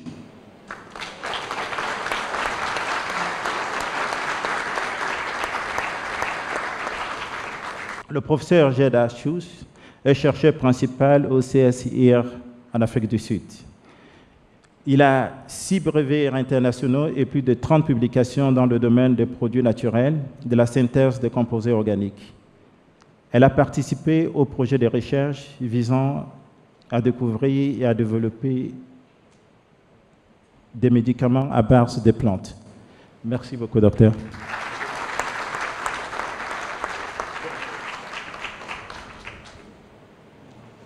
Ce concours, comme vous le savez bien, primait 2 catégories. La première catégorie, c'était le meilleur projet d'entreprise réalisable. Dans cette catégorie, le but est de permettre à des jeunes qui ont des idées en matière d'entrepreneuriat de trouver une oreille attentive, des appréciations et, si possible pour le gagnant, une légitimation symbolique ou financière. Le gagnant reçoit une prime à l'effort, à la persévérance, mais il reçoit aussi la promesse de voir son idée devenir réalité à travers le financement et le suivi par des professionnels tous azimuts. La seconde catégorie prime la meilleure recherche appliquée et innovation. Cette catégorie s'adresse aux chercheurs, aux ingénieurs et aux scientifiques qui ont mis au point une recherche pouvant être immédiatement utilisée sous la forme d'une application concrète. Le challenge s'est adressé à tous sans limitation d'âge. Les candidats ont été reçus sur une période de 2 mois. Puis, à la demande des candidats, une prolongation de 2 mois a été accordée pour permettre à ceux-ci qui n'étaient pas prêts de concourir. Le jury que je viens de citer tout à l'heure a travaillé de 2 manières complémentaires. Dans un premier temps, les membres ont reçu des dossiers venant de plusieurs pays d'Afrique. Tous ces dossiers ont été expertisés et nous avons dressé éventuellement un rapport en attribuant des notes aux candidats. Dans un deuxième temps, les membres du jury se sont retrouvés tous ici à Yaoundé pour auditionner les 5 meilleurs candidats de chaque catégorie. Une délibération a ensuite permis de consolider les notes du jury. Les gagnants ont été ainsi désignés. Je les félicite au nom du comité d'organisation. Quant aux autres participants, la plateforme PIC-IFOCAM pour la science et la technologie continuera d'ouvrir la porte aux potentialités d'échange, de partage et d'expérience. Je vous remercie.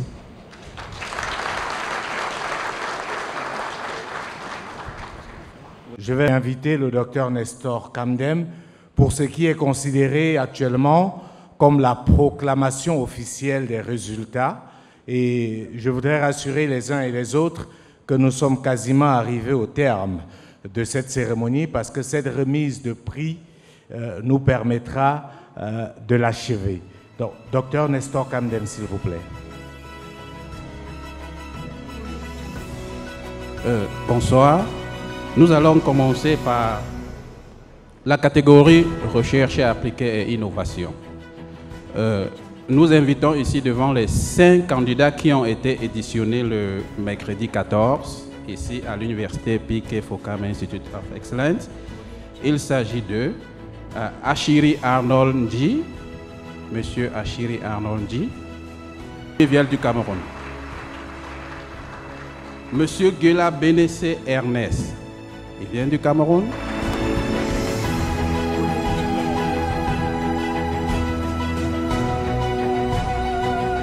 Dr Gabriel Mabou, il vient du Cameroun également. Monsieur Tchakonte Yacine, qui vient également du Cameroun. Et monsieur Ngachu Alban, également du Cameroun. Ce sont là les 5 meilleurs de la catégorie Apply Research and Innovation.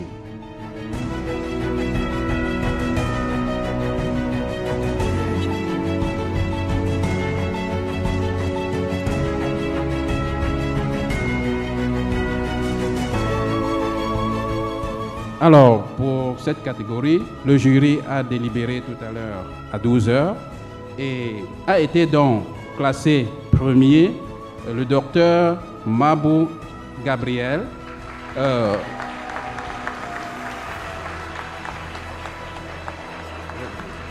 Il a travaillé sur l'amélioration de l'igname sucré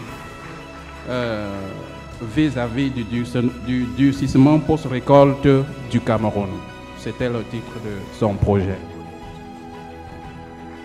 Et le deuxième, dans cette même catégorie, c'est M. Ngachu Alban. Le titre de son projet, c'était « Système d'inspection et de tri des défauts qualité sur les grains alimentaires par vision industrielle ». Donc voilà les 2 lauréats. Nous allons remercier tous les autres 3 personnes qui n'ont pas démérité. C'est pour cela qu'ils ont fait le déplacement ici pour les auditions et pour prendre part à cette cérémonie. Maintenant, nous passons directement à la remise des prix. Nous commençons par le 2e prix, c'est-à-dire M. Ngachu Alban. Son prix sera remis par M. le Minifop.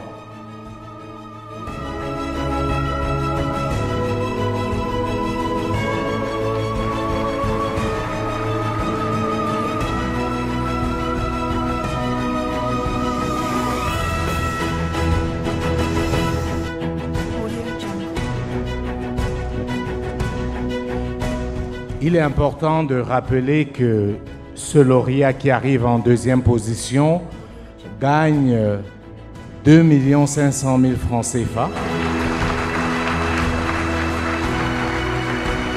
Je vais appeler à présent le lauréat de ce prix. Je vais l'inviter à descendre parce que son prix sera remis par le ministre de l'Enseignement supérieur en personne. Et le premier prix gagne un montant de 10 millions de francs CFA.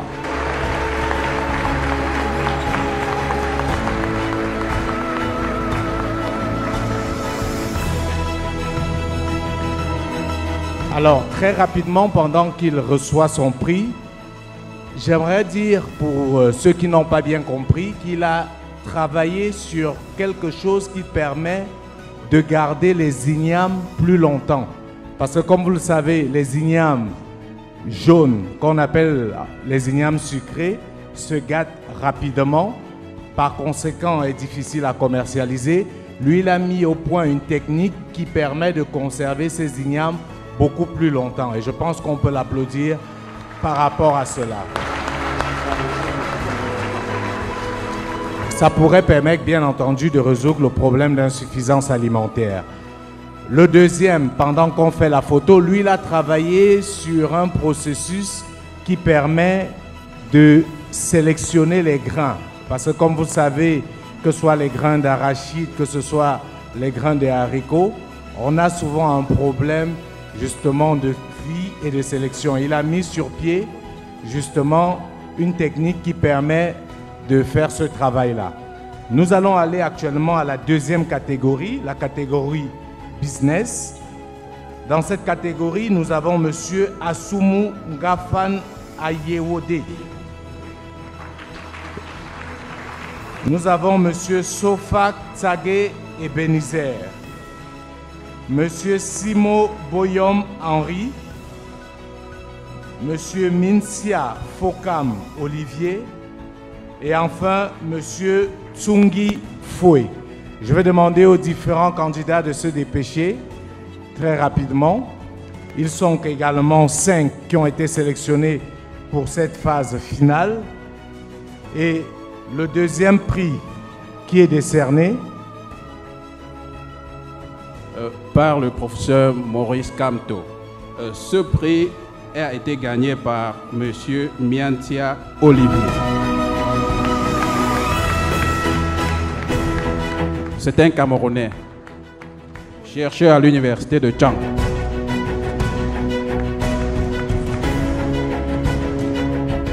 Il reçoit également une enveloppe de 2 500 000 francs CFA.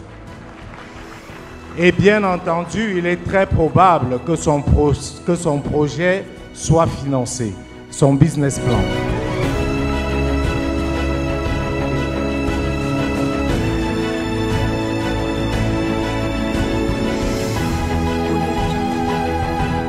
Alors, le grand gagnant de cette catégorie qui était réservée au business est M. Amoussou Gafan Ayewode qui nous vient du Togo.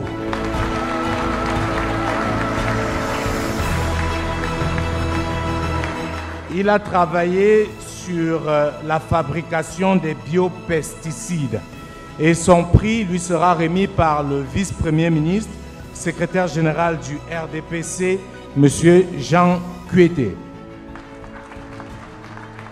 Il reçoit également une enveloppe d'un montant de 10 millions de francs CFA avec la certitude que son business plan sera financé.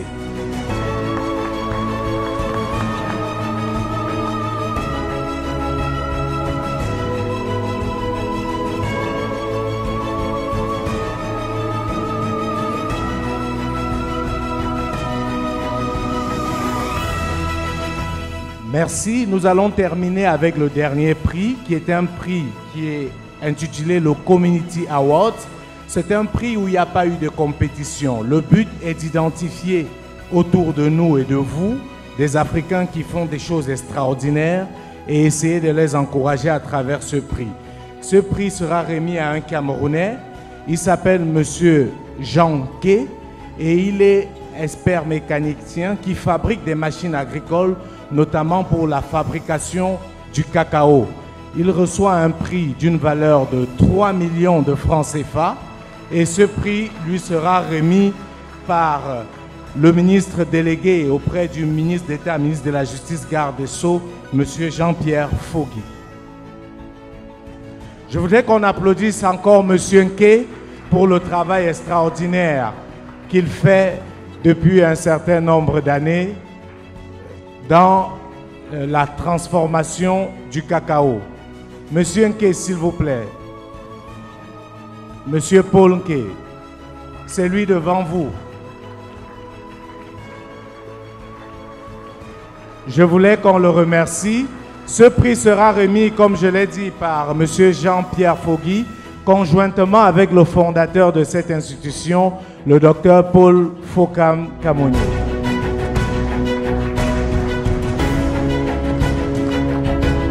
Et pour ceux qui ont un peu de temps, vous aurez l'opportunité de visualiser les machines que fabrique M. Nké à l'extérieur de cet amphi. Donc, je rappelle qu'il reçoit une enveloppe d'un montant de 3 millions de francs CFA pour l'encourager dans ses différents projets.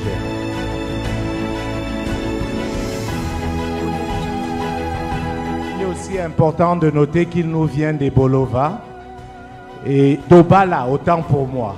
Il nous vient d'Obala, c'est là où il est installé et qu'il fait ses inventions.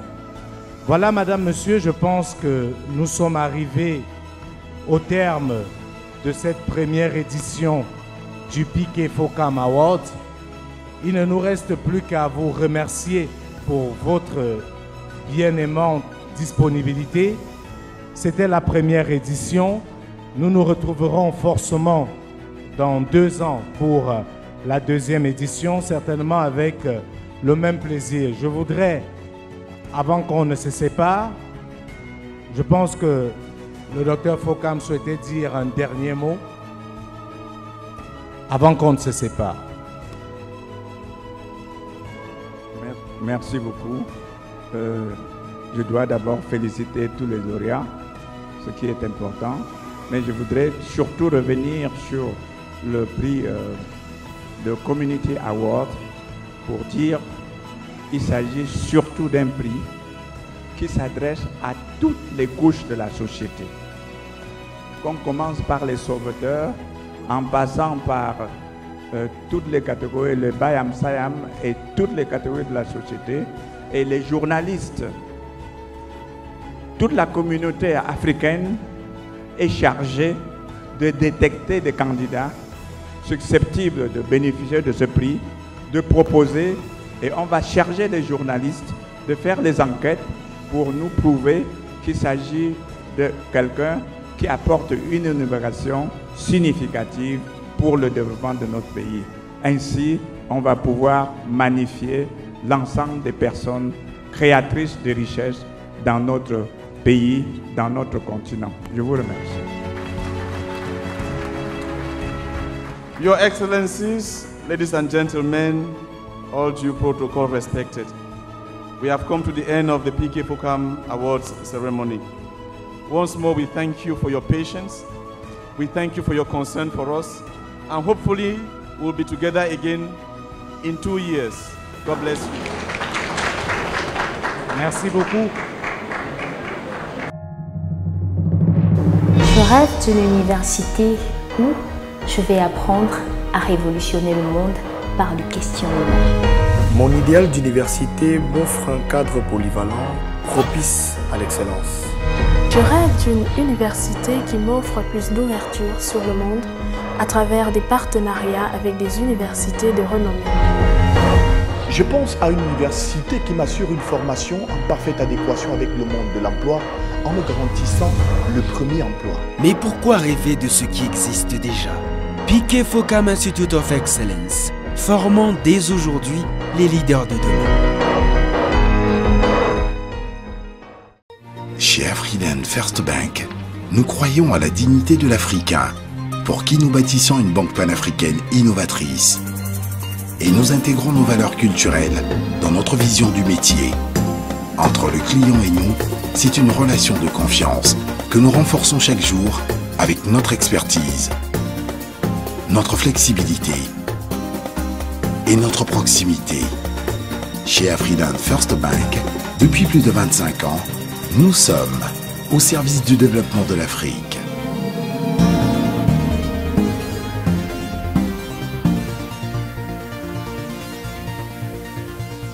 Afriland First Bank, the pact with success.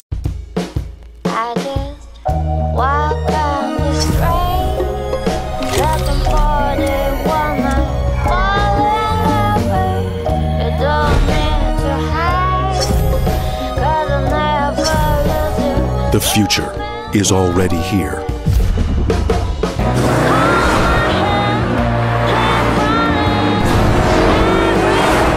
Sportage. La peau de bébé est fragile. Elle n'a pas encore les propriétés protectrices qu'elle aura à l'âge adulte. Il faut éviter d'utiliser sur sa peau des produits conçus pour nous. Des produits souvent lourdement parfumés et trop agressifs. Il faut privilégier l'utilisation de formules conçues spécialement pour la fragilité d'un tout nouvel épiderme. Pour la peau de bébé, la nature nous a donné la glycérine et l'amande douce, qui renforcent les tissus cutanés et qui forment une barrière protectrice contre les agressions extérieures. Pour que les soins que vous donnez à votre enfant soient aussi naturels que l'amour que vous avez pour lui. Moby Bébé, le meilleur de la nature pour votre bébé.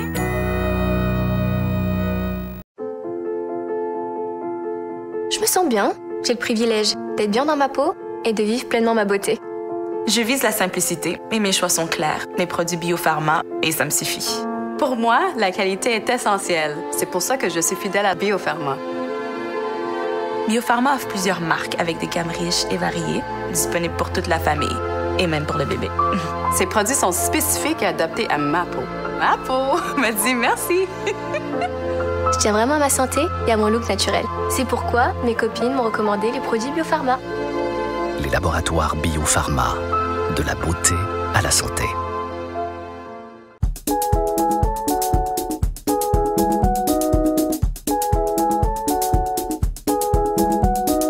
Chérie, tu assures.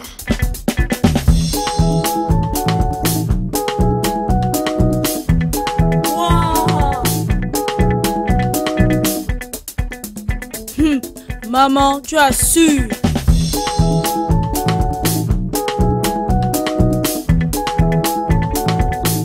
Si j'assure, c'est grâce à mon savon Azur. J'ai fait mon choix, il n'y a pas mieux. Des millions de ménages ont choisi la qualité, c'est savon Azur bien sûr. Savon Azur, la propreté dans tout son éclat. Avec Flash Transfert, vous pouvez désormais envoyer et recevoir rapidement de l'argent à des tarifs concurrentiels. Au Cameroun, grâce à ses partenaires Afriland First Bank, Instant Transfer, MC2, MUFA et en Afrique, grâce au réseau Afriland First Bank, profitez d'un réseau de plus de 200 points Flash Transfert en Afrique.